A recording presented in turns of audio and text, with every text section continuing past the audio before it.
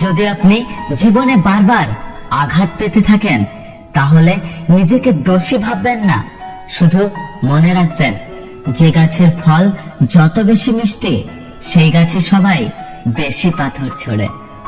কিছু স্বপ্ন যা কখনো সত্যি হয় না, কিছু আশা যা কখনো পূরণ হয় না, কিছু কথা যা কখনো বলা যায় না, কিছু মুহূর্ত যা কখনোই ভোলা যায় না। যোগাযোগ ছাড়া কোনো সম্পর্ক হয় না, সম্মান ছাড়া কোনো ভালোবাসা হয় না, আর বিশ্বাস ছাড়া কোনো কিছুই দীর্ঘস্থায়ী হয় না। পোকা আর ধোঁকা শব্দ দুটো আলাদা হলেও গুণ একই।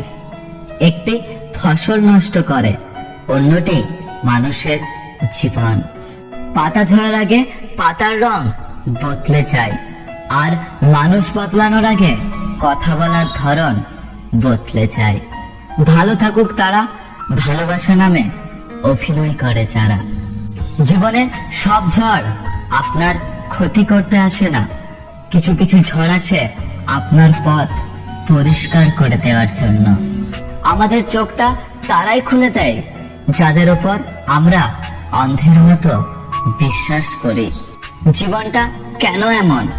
যার আছে তার সব আছে, যার নেই তার কিছুই নেই। যে পায় সে সব পায়, আর যে পায় না সে কিচ্ছু পায় না। আমি সবার মন ভালো রাখার চেষ্টা করি, কিন্তু সবাই ভুলে যায় আমারও একটা মন আছে। ফেসবুকে বন্ধু 2000 জন, ফলোয়ার 510টি, হোয়াটসঅ্যাপে 6টা গ্রুপ আছে, কিন্তু তুমি যখন আইসিইউতে তখন বাইরে কেবল তোমার মা বাবা ভাই বোন, যাদের জন্য তোমার সময় ছিল না। কাল্পনিক দুনিয়া থেকে বাইরে আসুন, পরিবারকে সময় দিন। ছোটবেলায় শিখেছি তুমি কারো ক্ষতি না করলে কেউ তোমার ক্ষতি করবে না।